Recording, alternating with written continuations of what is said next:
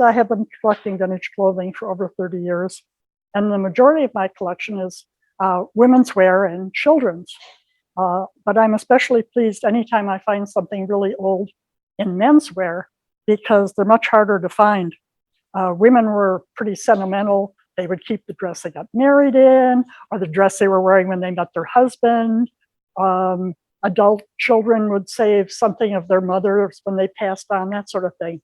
But men really weren't very sentimental about their clothing, and they just wore it till it wore out or went out of style, and they disposed of it.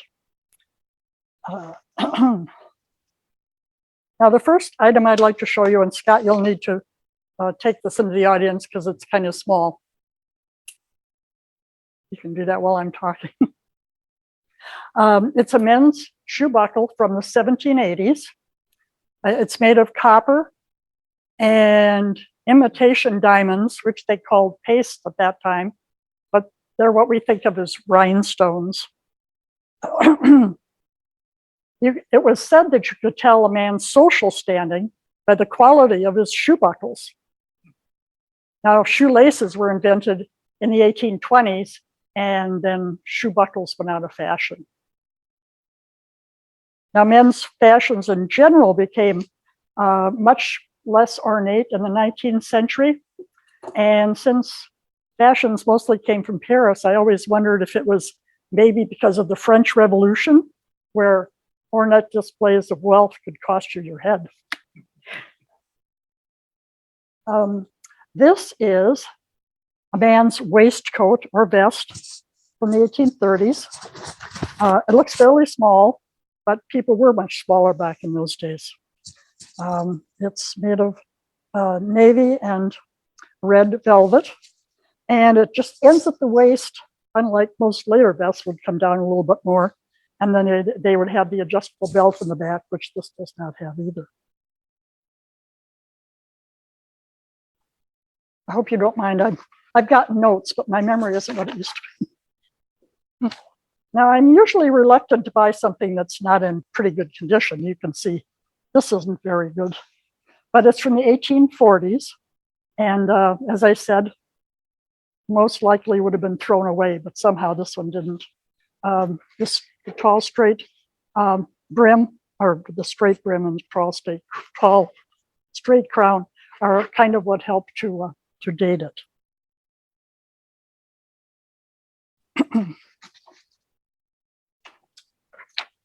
Now, this is a metal hat box from the 1840s. I won't pick it up.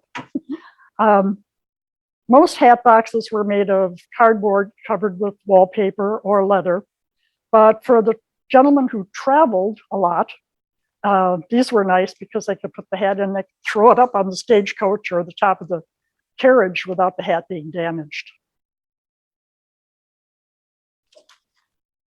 Now, this beaver top hat is probably from the 1850s.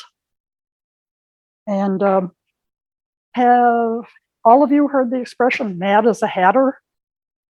Well, if you don't know how it came about, they used to use mercury in the hat making process with the beaver fur. And when the hat makers were exposed to enough mercury, they would develop mental illnesses.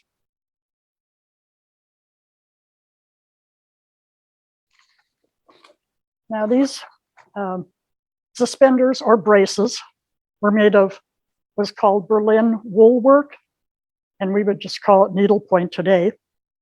It was popular in Europe and the US from 1804 to 1875. And there would have been little loops at the end of the straps that would attach to the buttons on the men's trousers.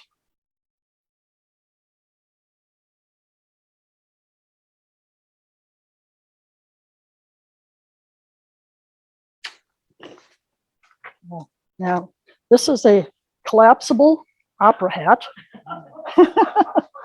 Before it was actually the opera hat, collapsible opera hat, was invented in 1834.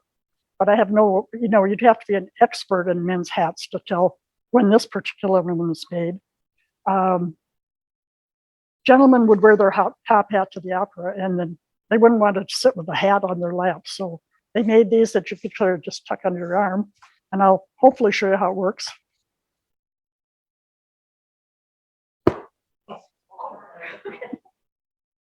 And this one was made, well,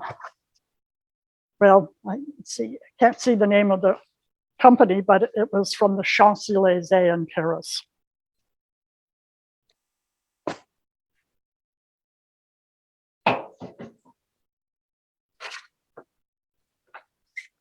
Now, this is one of my favorite pieces. It's a smoking hat, black velvet, and lots of pretty embroidery. And they called them smoking hats because they were supposed to keep the smoke from getting in the gentleman's hair when he was sitting in front of the fireplace. But I imagine they also helped to keep the head warm, especially for those follically challenged. Now, it was a custom in the 19th century when all young women of the middle and upper classes spent most of their time doing needlework because they weren't allowed to do much else. These probably were something of that nature. They're blue silk, and they have a lot of embroidery and the initials of F and R. And young ladies would make something like this for their groom-to-be to wear during the wedding ceremony.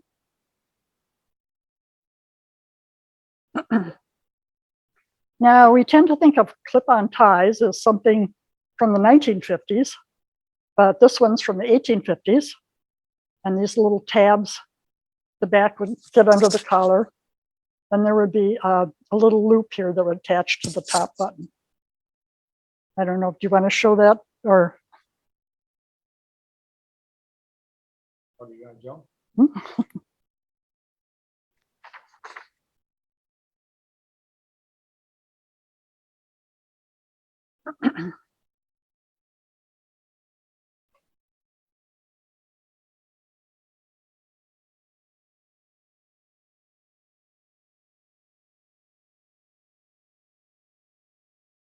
I saw one just like that in a display of items that had belonged to Ulysses Grant. Now, carpetbagger was a term used to describe men from the North who would go to the South and make money off the situation. And they would call them carpetbaggers because many of them carried what we call carpet bags. They're satchels made out of carpet material, and they were very popular at the time. And this one has the original lock and key. I've never locked it because I'm afraid I couldn't get it open again.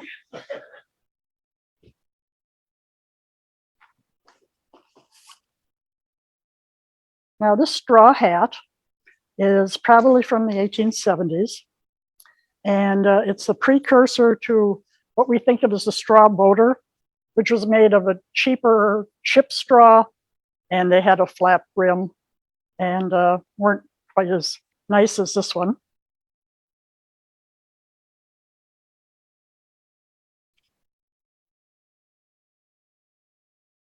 Oh, yes. This is one of the cardboard hat boxes I mentioned earlier. This one would have come from the store in which the hat was purchased, because this has this great label. It says, constantly on hand, the latest and most fashionable styles of all kinds of hats, capes, and furs. Ladies' furs of all kinds, wolf, buffalo, and other fancy robes. That goes on more. But you can come up and look at it later if you want to read the whole label.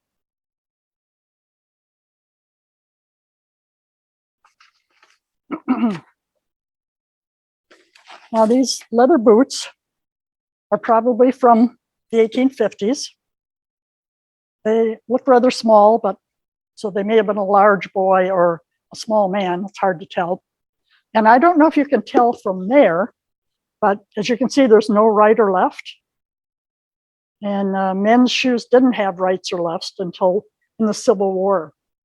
Some ladies' boots had rights and lefts a little earlier, but shoes at that point were made by hand by shoemakers. they would always try to wear the same shoe on the same foot, and that way it would shape itself a little bit to your foot. But this is very stiff leather. They must have been very uncomfortable.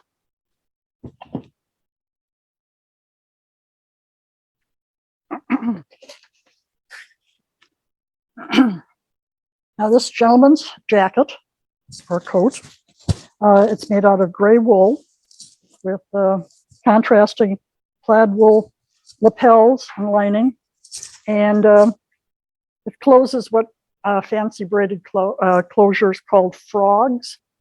Now frogs have been around for ages. Matter of fact, I just saw a jacket in a catalog that had frog closures. So that's one of the lasting trends. This one dates to around 1880.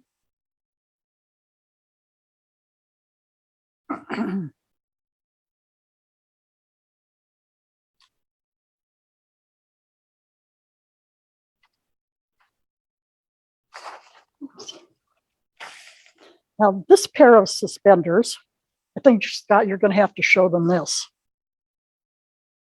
But they have nude women swimming, so you can see most of them. Now, I don't know, you must have worn them into a gentleman's club, because in those days, late 19th century, they certainly would not have been worn around women of high moral standing.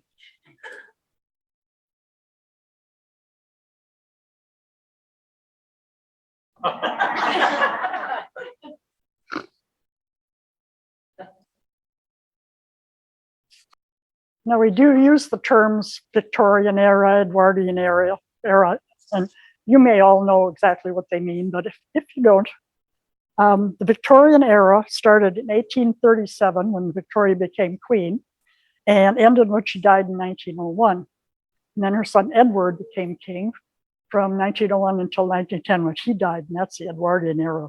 So even though this is a program on Victorian and Edwardian, I do have some things earlier and a few things a little bit later. Now this pair of shoes closes with buttons. Queen Victoria was one of those that took the lead in wearing button shoes. And soon men and women both followed. And they began to be mass produced in 1880 when a machine was invented to attach the buttons to the shoes.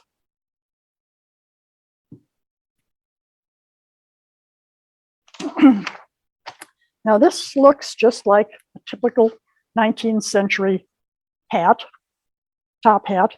However, it's actually a campaign item from 1892. And inside are the images of Grover Cleveland. I just saw something else. And Adlai Stevenson, who were the candidates for president and vice president in that year. Did you show that?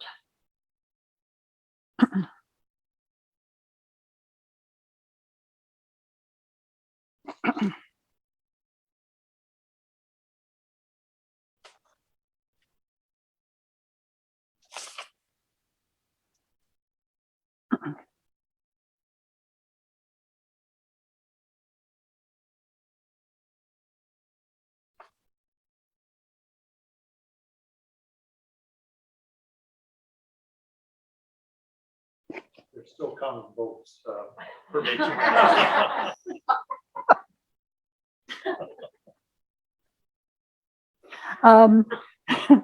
Now, men made their shirts last longer by wearing just detachable collars and cuffs, which they could launder and starch and use again. And this nicely embossed leather box has room at one end for collars and room at the other end for cuffs. These are rather fancy.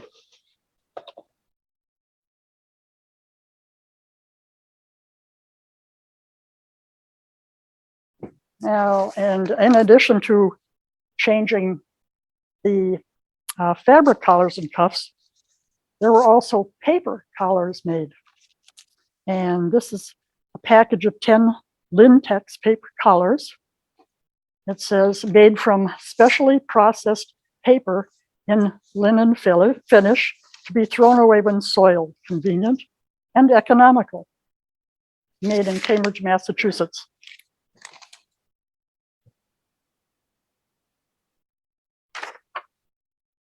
Now, this is a man's bathing costume from around the turn of the century.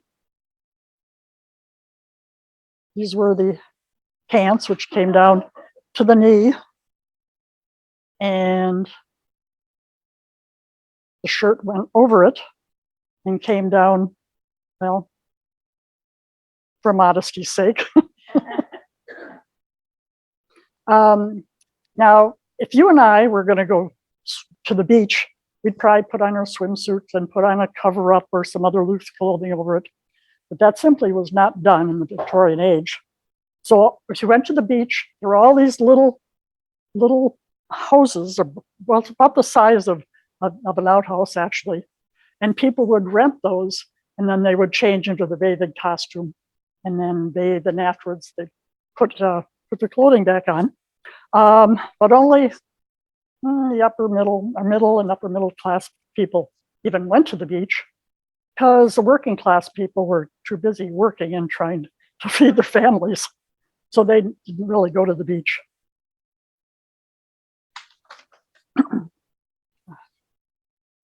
Now, these trousers, they're linen.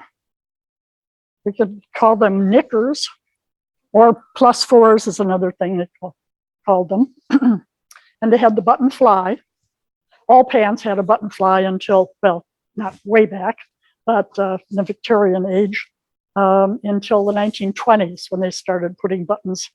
But it wasn't until World War II in the 1940s that they became standard to have zippers in men's pants. The zipper was invented in 1913.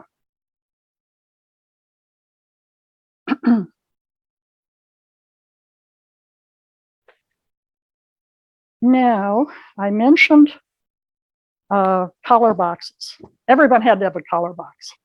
So some of them were quite fancy for like upper middle class gentlemen. This one is celluloid with a nice image of an 18th century couple. And then on the other end of the spectrum is this homemade box. But what I enjoy most about this box is the note inside. From your cousin Maddie for a kind remembrance to Henry in 1900.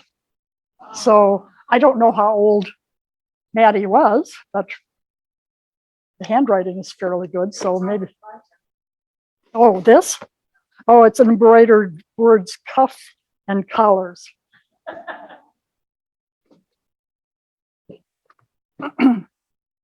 And well, shirts, the collars and the cuffs were attached by what were called studs. And there are some of them in that case you can look at later.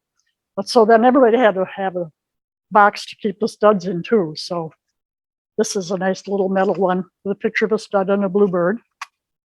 And it says Chicago, Illinois.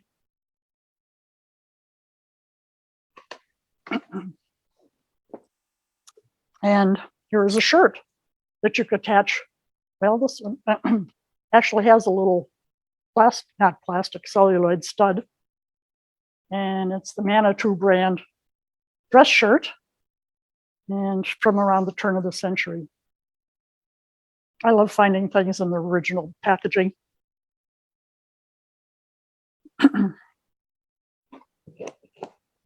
Now this hat would be the perfect accompaniment to the knickers that I showed you. It was patented January 13th, 1925 by the A.G. Spaulding Brothers Company, which was established in 1876. And I'm sure we all know that Spaulding still makes sporting goods. And this one had a nice little mesh opening here. If it was a hot day, you could put it up and the air would come into the hat.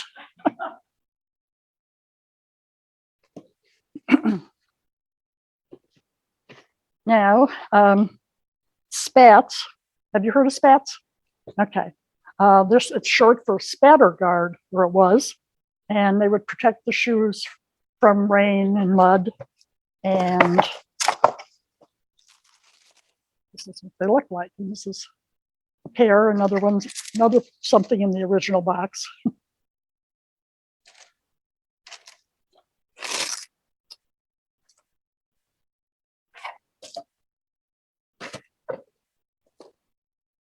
And this is a package of right fit athletic underwear.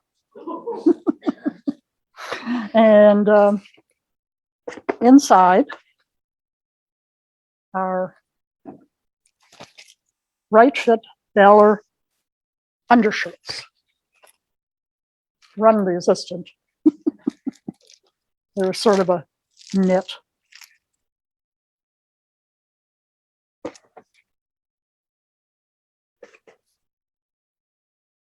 And I don't think I missed anything else except this last item. Man's swimsuit from around 1930.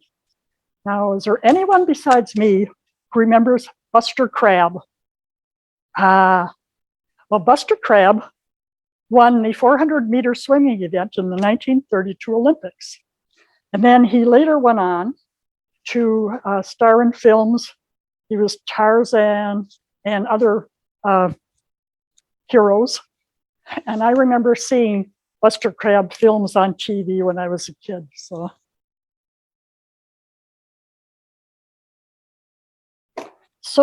that concludes my show and tell. And anybody wants to come up and look things over and have any questions, I'd be happy. Where did you find most of Oh gosh. here and there, or do you go online?